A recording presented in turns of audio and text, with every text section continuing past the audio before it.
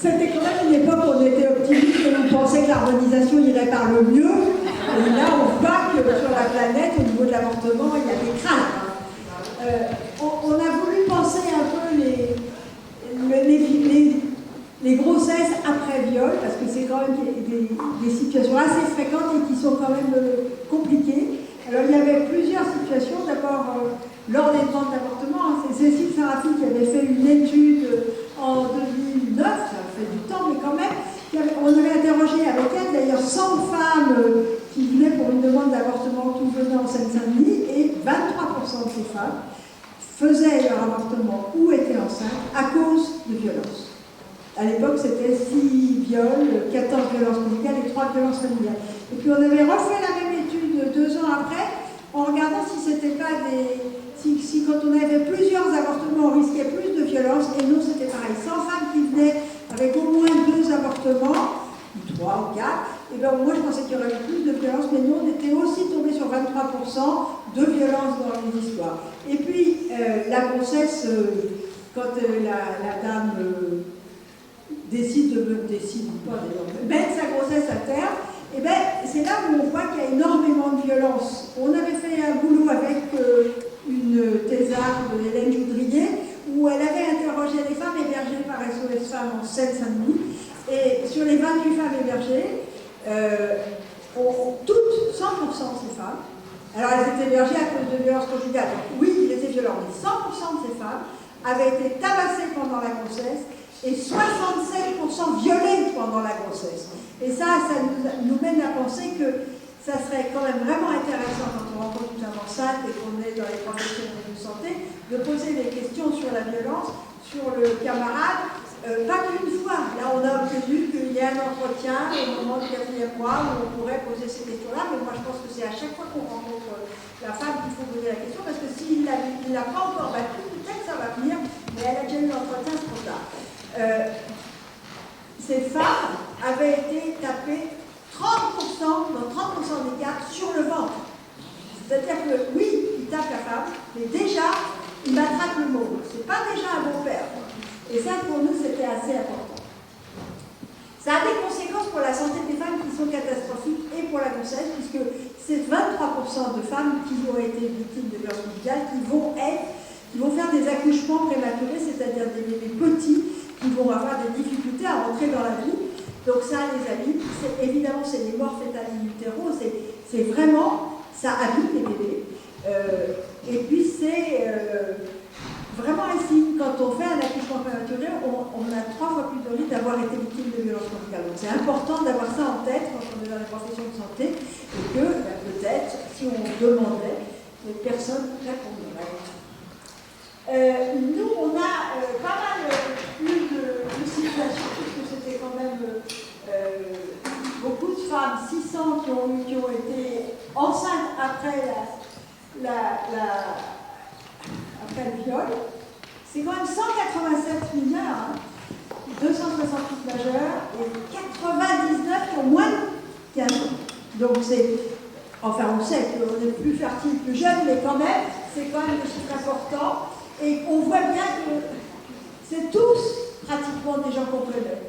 Des voisins, des amis, des collègues, des médecins, des professeurs, des thérapeutes, des pères, des frères, des oncles, des cousins, des grands-pères, des beaux-frères, des parrains, des maris ou des filles de la nourrice, des pères de famille d'accueil et des conjoints, des petits amis. Donc on voit cette vraie partie, mais c'est quand même pas vraiment des inconnus.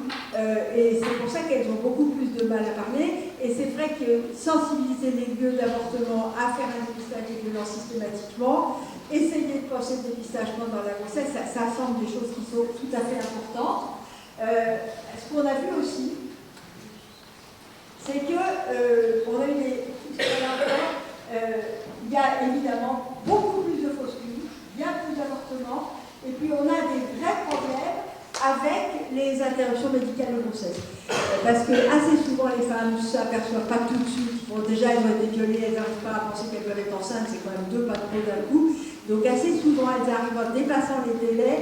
Et là, on a un problème en France majeur, ce sont les interruptions médicales de grossesse, parce que les commissions qui s'occupent de donner l'accord pour commission médicale de grossesse sont des gens qui sont habitués à s'occuper des fœtus quand ils vont pas bien pour essayer de les soigner avant l'avortement. Et donc, avorter un enfant, un fœtus de qualité, ça, ils ne peuvent pas. Et donc, il va falloir modifier la composition de ces commissions pour qu'elles soient composées par des gens dont le métier, c'est la planification familiale et les violences. Sans ça, évidemment, on a mal fou à obtenir ces immunités. Et ça, pour nous, c'est extrêmement important, parce que finalement, en ce moment, c'est mieux de les envoyer en Hollande, parce qu'on peut avoir des avortements jusqu'à 2 semaines, que d'essayer de faire bosser ces commissions qui ont un mal fou à le faire. Et puis, on a eu de l'autre côté, évidemment, des gens qui ont fait des dénis de justice. Dans cette étude-là, de ces 10 dernières années, on n'avait pas de meurtre d'enfants, mais dans les années d'avant, on avait eu des enfants, des meurtres d'enfants, mais on a eu quand même des infanticides, ça s'appelle les meurtres d'enfants, oui, des accouchements sous-dits beaucoup, et puis des femmes qui ont mis très longtemps à savoir qu'elles étaient enceintes, donc c'est quelque chose auquel il faut avoir pensé. Et puis aussi, on a eu des enfants qui nous ont appelés parce qu'ils savaient qu'ils étaient issus de viol et qui disaient la maltraitance, l'impression d'avoir un secret épouvantable dans la famille et pas de savoir de quoi il s'agissait. Et on voit à quel point c'est compliqué pour ces enfants, alors c'est ceux qui nous ont appelés, mais de grandir comme ça. Et c'est vrai que nous, on pense que dans les lieux d'avortement, on devrait être formés et savoir que les pères, quand on les connaît et qui sont violeurs, eh bien, l'enfant à venir, c'est une source formidable pour continuer à faire chier la mère. Et donc on a des enfants qui sont reconnus, ces hommes, ça va pour la traduction chez lui, reconnus pour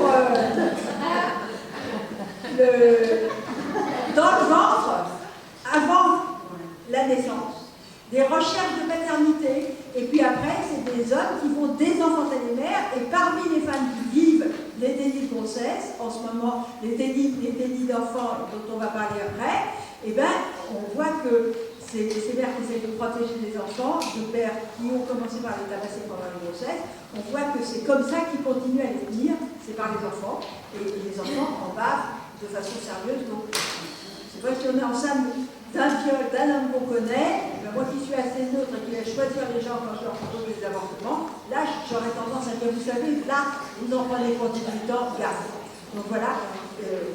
Et puis si les centres d'avortement pouvaient faire systématiquement la conservation des cellules du fœtus sans avoir la police, etc., pour que des preuves soient gardées, ben ça serait autre chose. Voilà, c'est à peu près tout. Hein.